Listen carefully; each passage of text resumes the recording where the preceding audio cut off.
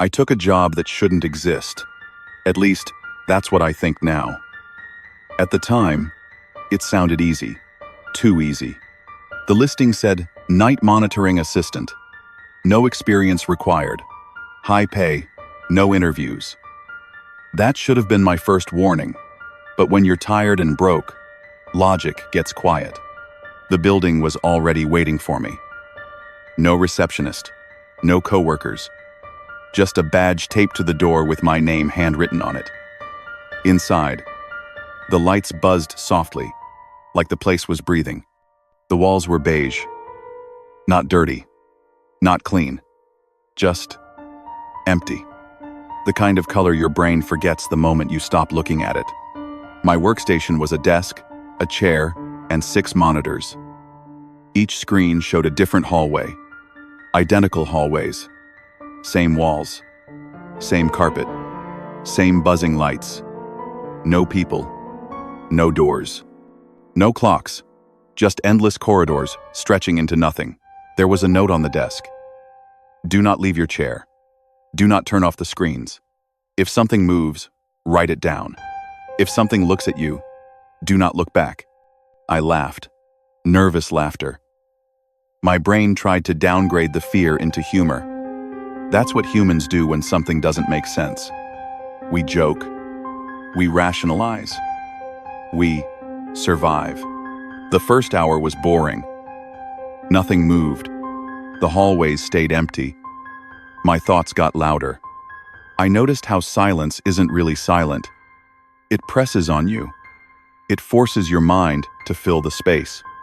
That's when one screen flickered, just for a second. I leaned closer, instinctively.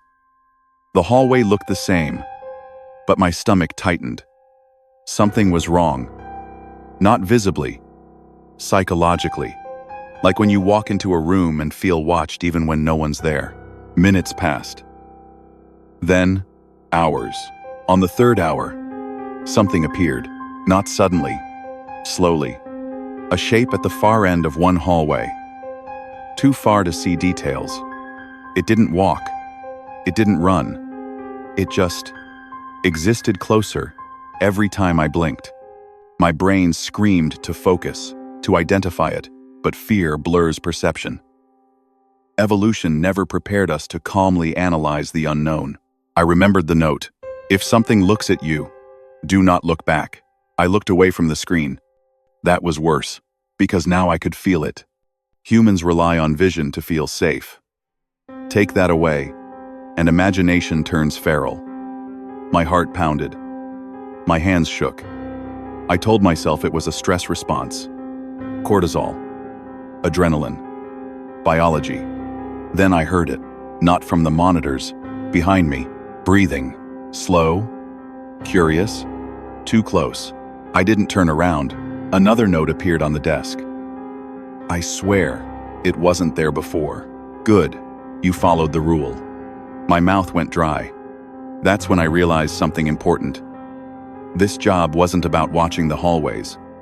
It was about watching me. The screens started changing. Not the hallways. The perspective. One monitor showed my desk, my chair, my back, live.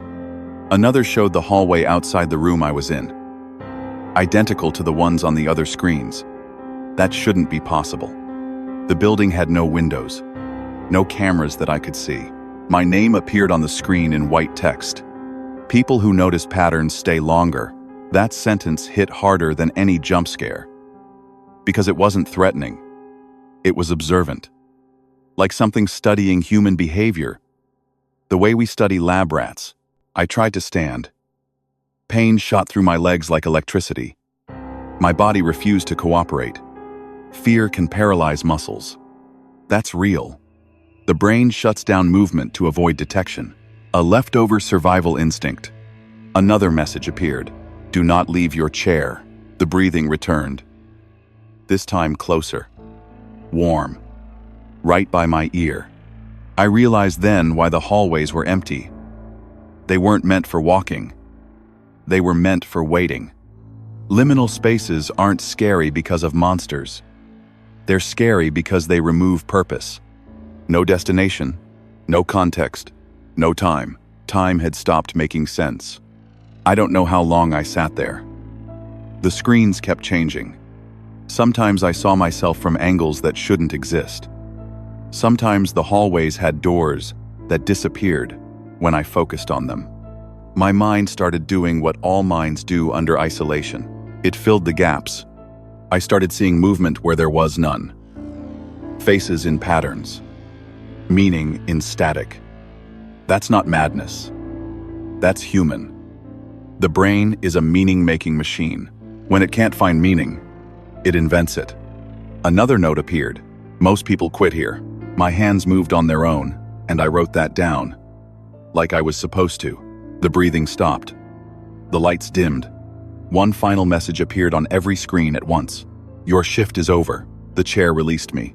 When I left the building, the sun was rising. Cars passed. People walked by. Normal life resumed like nothing happened. But something had changed. Now, sometimes, when I'm alone, I feel it again. That pressure. That sense of being observed. And I understand the truth. The hallways weren't a place. They were a state of mind. And once you've been watched long enough,